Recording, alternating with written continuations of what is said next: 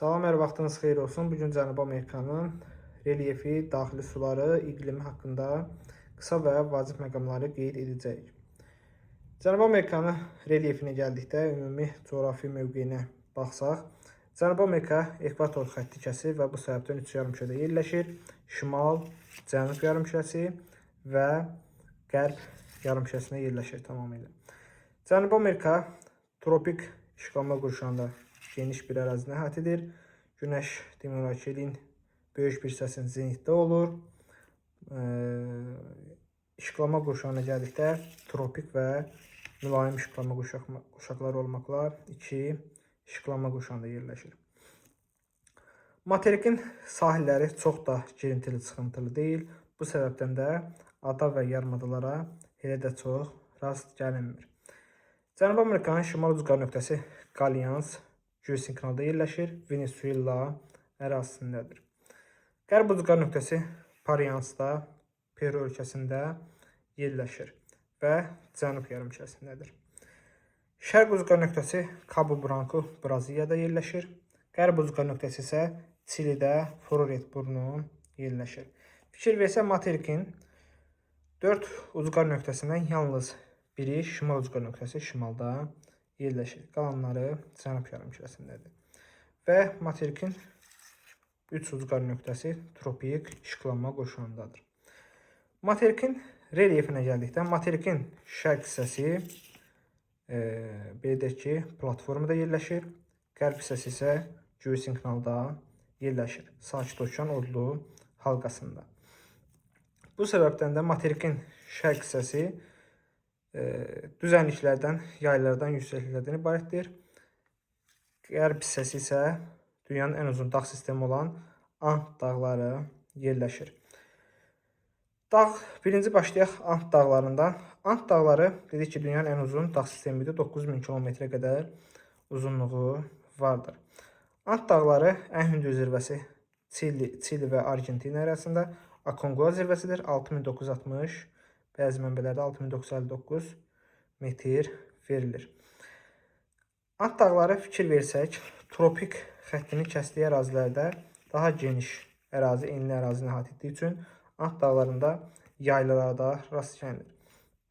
Burada belə deyək ki, Altiplano yaylası, Peru, Bolivya, Puna kimi yaylalar yerləşir.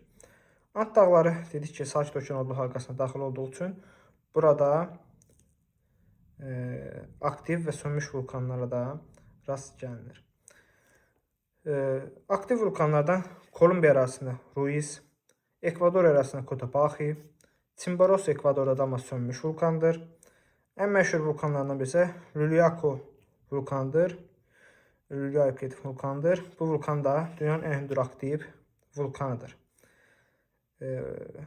Daha sonra biz Ant dağlarında yerləşən dünyanın ən hündür gölü olan Titicaca gölünü deyə bilərik ki, Peru və Bolivya ölkələrinin sərhədində yerləşir. Boliviyada Popo gölü buradadır. Şərq hissəsinə, düzənliklərinə gəlsək, biz ekvatordan şimalda yaylı olaraq Qvineya yaylasını qeyd edirik. Ekvatordan cənubda isə Braziliya yaylasını qeyd edirik. Hər iki yayla filiz mənşəli faydalı qazıntılarla zəngindir. Dəmir filizi, oksid kimi ehtiyatlar da vardır. Qvineya yaylasında belə deyək ki, tepuylər, yəni masavari dağlar kimi relyef formaları var. Braziliya yaylasında kəllə-qənd relyef forması var. Kəllə-qənd relyef forması, yəni orada belə deyək ki, turizm əhəmiyyətdə böyükdür. Düzənliklərinə, ovalıqlarına gəlsək, ekvatorun şimalında Venezuela ərazisində Orinoco çayının yaratdığı Orinoco ovalığını qeyd edirik. Çökmə mənşəli neft, qaz ehtiyatlarına zəngindir. Dünyanın ən böyük çayı olan Amazon çayının yaratdığı Amazon ovalığını qeyd edirik ki, Amazon ovalığı da 3 yarımkürədə yerləşir. Daha sonra Parana çayının yaratdığı La Plata ovalığını qeyd edirik. La Plata ovalığı da alüvyal mənşəlidir. Daha sonra biz daxili sularına gəldikdə Titicaca gölünü bayaq bu göllərini qeyd etdik. Bir də Venezuela ərazisində Maracaibo gölü vardır ki, neftlə zəngindir. Venezuela ərazisində yerləşir. Maracaibo gölünə tökülən çayın adı Catatumbo çayıdır. Burada ilin böyük bir hissəsində ildırım hadisələri baş verir. Buna Catatumbo hadisələri deyilir. Daha sonra biz daxil sularında Amazon çayını bayaq qeyd etdik. Ən böyük hövzəyə malik olan çaydır. Ən bol sulu çaydır. Amazon çayının ən böyük sol qolu Rio Negro'dur. Ən böyük sağ qolu isə Madeira qoludur. Amazon çayının üzərində su anbarına rast su anbarı yoxdur. Amma qolları üzərində su anbarları var. Amazon çayında liman var. Manaus limanı yerləşir Braziliya ərazisində. Orinoco çayında bayaq dedik ki, Orinoco ovalığını yaradır. Delta yaradır mənsəbində. Amazon çayı həm delta, həm də estuari yaradır. Parana çayını desək, hövzəsi 2 işıqlanma qurşağında yerləşir, çünki tropik xətti kəsən çaylardandır. Mənsəbi mülayim işıqlanma qurşağında yerləşir, mənsəbi estuari mənşəlidir. La Plata körfəzi də tökülür. Burada Iguazu şəlaləsi burada yerləşir. Daha sonra biz burada düzənliklərdən, yaylardan Patagoniya yaylasını deyə bilərik ki, materikin quraq ərazilərindən biridir. La Plata ovalığından cənubda yerləşir. İqliminə gəlsək, materik belə deyək ki, tropik işıqlanma qurşağında geniş ərazi tutduğu üçün Passat, daimi külək Passat küləklərinin təsirində məruz qaldığı üçün ən rütubətli materikdir. Materik iqlim qurşağı olaraq tropik, ekvatorial, subekvatorial, tropik, subtropik mülayim iqlim qurşaqlarına rast gəlinir. Ekvator xəttinin kəsdiyi Amazon ovalığında Ant dağların bu hissəsində, şimal-qərb hissəsində rast gəlinir. Ekvatorial iqlim qurşağında şimalda və cənubda Qvineya yaylası, Orinoco ovalığı subekvatorial iqlimində yerləşir. Burada yağıntılar iyun, iyul, avqust aylarında, ekvatordan cənubda yerləşən subekvatorial ərazilərdə isə Braziliya yaylasını qeyd edirik.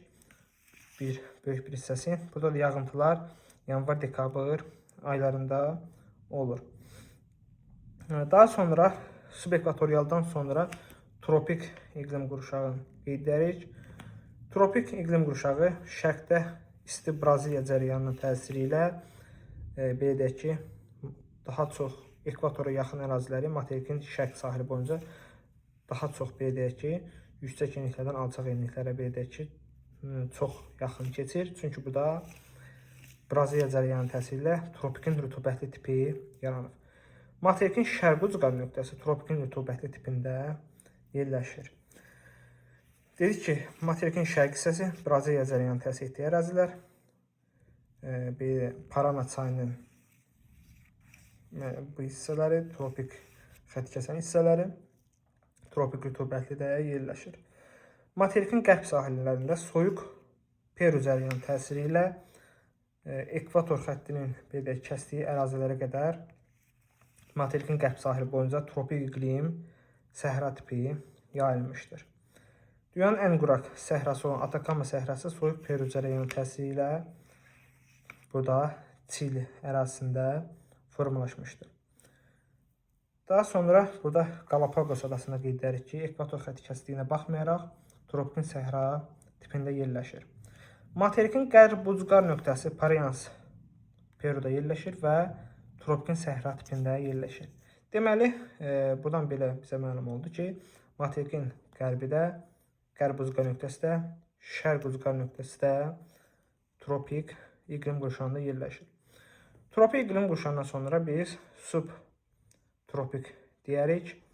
Subtropik iqlim qurşağı, bu da 3 yarım tipinə rast gəlinir. Bərabər rütubətlisi, kontinental və Aralıq dənizi. Parana çayının mənsəbi hissələri, La-Plato ovalığının bir hissəsi subtropikin bərabər rütubətlisində yerləşir. Burada təbii zona olaraq pampalar, yəni çöl təbii zonası formalaşmışdır. Biraz mərkəzi doğru subtropikin kontinentalına rast gəlinir. Daha sonra Çili ərazisində, Çilinin belə deyək ki, paytaxtı Santiago, bu illiklərdə, 30-40-cı illiklərdə belə deyək ki, subtropikin Aralıq dənizi tipi yayılmışdır. Bu hissədə yağıntılar ən çox qış fəslində, yəni iyun, iyul, avqust aylarında düşür. Daha sonra burada biz mülayim iqlim qurşağı deyərik. Mülayim iqlim qurşağının iki tipinə rast gəlinir. Mülayim dəniz və mülayim kontinental. Mülayim dəniz Çilinin, deyək ki, Çili ölkəsinin bu hissələrində fikir versə, burada relyef formaları, fiordlar, şixer tipli sahillərə rast gəlinir. Relyef forması olaraq. Burada yerli hava kütləsinin təsiri ilə okeandan bura rütubətli hava gəlir və yağıntılı ərazidir. Bura mülayim dəniz iqlim qurşağında yerləşir. Daha sonra Patagoniya yaylasını deyərik ki, soyuq Falkland cərəyanının təsiri ilə Patagoniyada səhra və yarımsəhra landşaftı yayılıb mülayim kontinental iqlim qurşağı daxilində.